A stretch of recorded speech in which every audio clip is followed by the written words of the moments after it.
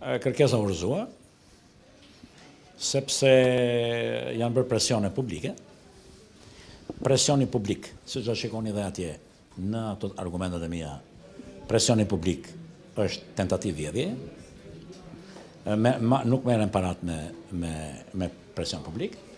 Unë që të mos ta çoj çështjen deri në fund dhe mos ta i kërkoj që të kërkoj të falur publik, ndryshe unë do ta padis penalisht. Nuk e kam bërë ndonjëherë në jetë time, se e kam pas në kodin tim moral, por them, të qetësohet, të kërkoj të falur publik, që unë mos ta çoj problemin që ka bërë buj publike në media për të fituar para. Kjo nuk lejohet më.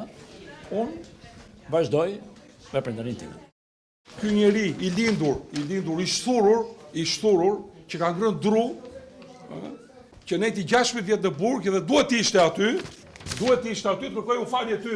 Edhe komisioni nuk reagoi drejt, edhe dihet ajo, si mund të fitoj një peshk i vogël, si që jam unë, por unë do ta ndjek, më falni, një rrugë ligjore që komisioni parashtroi dhe që do ta marr dorëzim nesër, do ta studioj dhe do ta ndjek. Por Spartak Gjela nuk do ta ketë të gjatë.